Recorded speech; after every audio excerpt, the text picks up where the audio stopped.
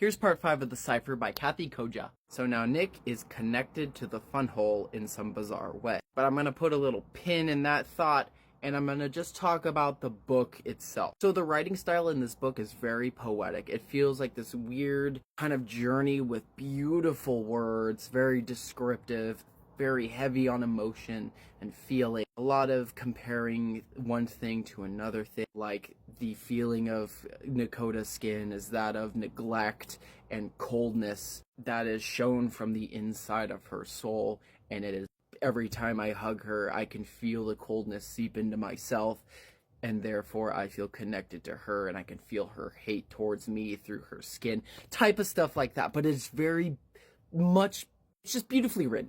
Now, initially, I thought this book would have some sort of deep metaphor in comparison to something, and I thought it would be addiction. Because as the story goes on, no spoilers, but just the initial introduction into the fun hole, this weird, dark, ominous, scary new thing into their lives, and one person, our main character, is inadvertently exposed to this, wants nothing to do with it, but is somehow now deeply a part of it. And Nakota is immediately addicted and obsessed and experimenting with ways how she could get closer to this new ominous fun hole. And the way she acted, naked, wide-eyed, trying to jump head first into this fun hole, the way she acted in the book and the way it was described, it feels a lot like addiction. And as the book progresses, in my opinion, it has a lot of similarities to the growth of an addiction. Who you surround yourself with, who, friends, enemies, how your life is now taken over by this newfound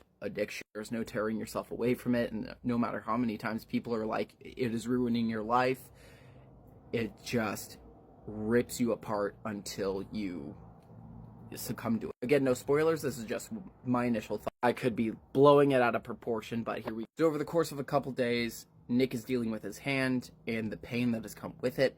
Nakota is still watching the tapes over and over and over again. She won't do this anywhere else except for the apartment. Nick is getting tired of this. He tells her to leave. Nakota, instead of being like, oh, clearly it's bothering you and I'm going to leave now, she turns around and gaslights him into believing that it's your fault.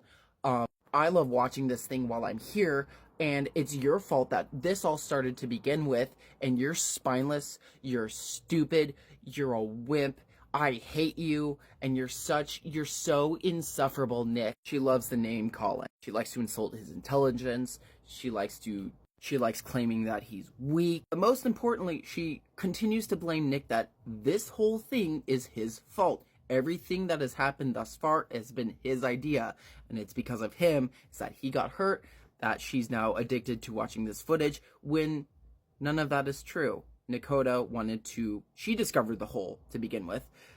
She continues to go back to the hole. She brought the water bottle, the bugs, the mice, the hand, filming it, watching the footage, introducing the footage over and over and over into his apartment.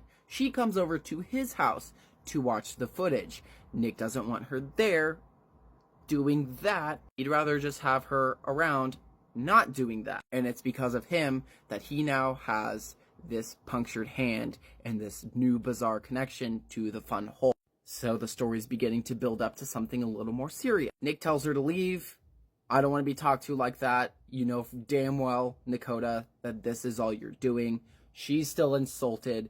She's gaslighting him and, throwing out more insults. Then she leaves, and she takes the tape with her. So 2 weeks later, Nakota comes back to Nick's apartment. She looks terrible.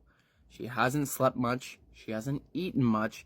She looks awful. She's been watching the tapes again, over and over and over, every single day. She's using and abusing those tapes. Nakota came into his space and still insulted him and telling him that this is his fault. So we skip to the next day. Nick is at work, and a strange, dirty middle-aged man came in, covered in grease. Looks like he just got off work. Maybe a mechanic or something. Didn't even take time to look through any of the aisles of the vast amounts of videos and technology. He came right up to the desk where Nick was and addressed him by name. All the man said was, Nick. Nick just looked around the room, looked at his coworkers who weren't even standing by him. And he looked at this man and he's like, yeah. And all this man said next was, fun hole. And he just knew Nakota was showing people the video. Nick's physical demeanor didn't even let this man know that he knew what he was talking about. He just looked at this guy and he's like, what? The man continued, fun hole. And Nick just says, how, what?